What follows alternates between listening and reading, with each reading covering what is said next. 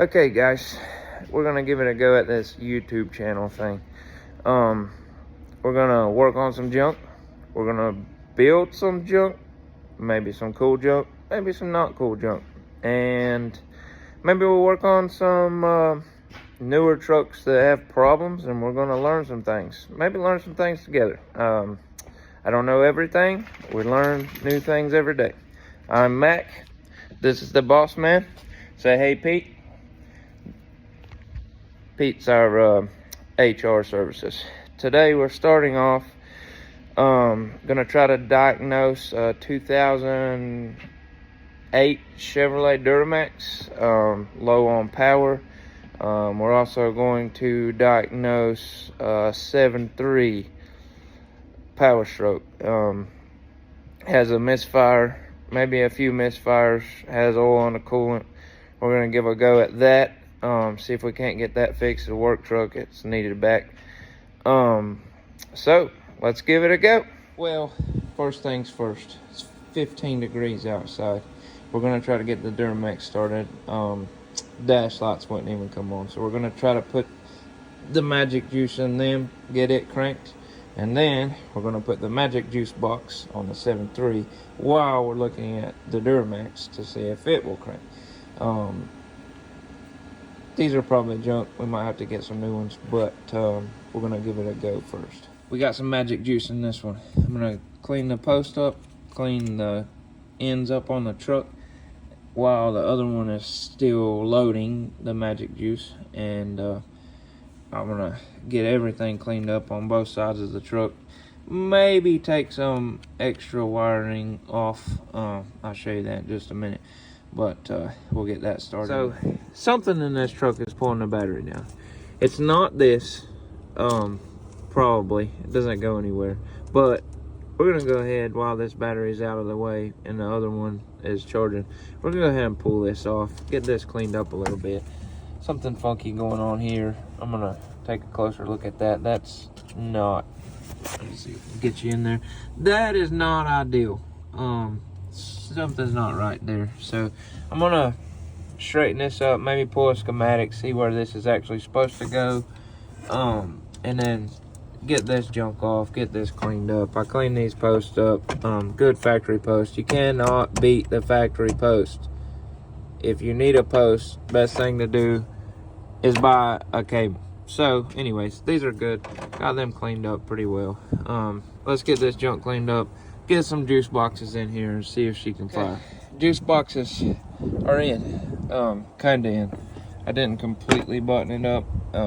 I would say these are gonna have to be replaced, but let's see if we get lucky and it'll start. It's warmed up a bit. It's about 16 degrees now, so let's see if it'll start, get it in the warmth over here, and we'll go from there. We're gonna run the glow plugs a couple of times. They did not stay on very long the first time. That may be part of, maybe not our issue, but might lead up to something looking at our issue. Oh, look at that. Started right up. Maybe not the glow plugs, but let's take it for a test drive, see how weak it actually is. Oh, that's a problem. Let's get a scanner on this thing, see what she's doing, and see if we can't find a solution for it. Low on power, and it's missing. So see if the mist doesn't clear up. While I'm letting this warm up a little bit, I'm gonna go put the juice box charger on the 7.3 so we can work on that later. All right, got it running. The skip cleared up. Might have just been because it's so cold, but no power, no acceleration, excessive white and black smoke when you're trying to accelerate. Went over some live data. The turbo seems to be functioning on the scanner, not throwing any codes. Everything seems to be functioning as it should. So we're going to look for something that's lying.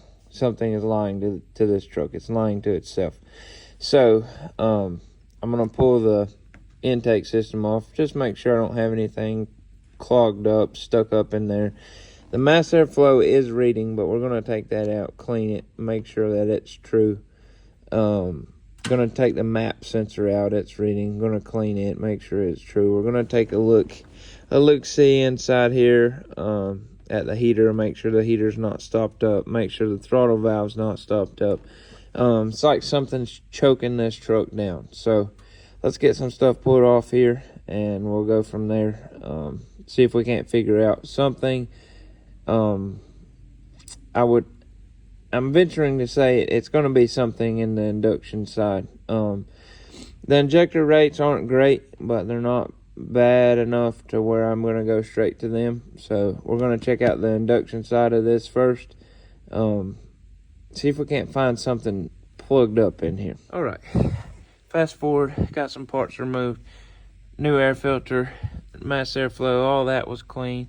Went ahead and took the intake gear off to make sure that the throttle valve was open. As you can see, there's a little valve in there, like a butterfly on an old gas vehicle. So what's going on here, the EGR valve, as you can see right here, feeds up into the bottom of the intake. So what's going on, the computer says that this EGR valve is 100% closed when it's having these problems. But you can look down in there, that little circle there. Let me see if I can get you guys a good shot on this. That little circle there is indeed not 100% closed. It's actually cracked open. So what's going on here is we're feeding exhaust into the intake. This one is too. You can see a little hole down in there. It's cracked open. So we're feeding fresh exhaust into the intake. What that's doing is it's lying. Liar. It's lying to it. So it's getting way too much air in and causing a super rich kind of environment going on here with the fuel bomber sprayers there. And that's what's causing our low power and smoking. So let's get a new EGR valve on here where it'll seal off, 100% seal off, so that the engine can breathe again when it wants to, and fix our power issues.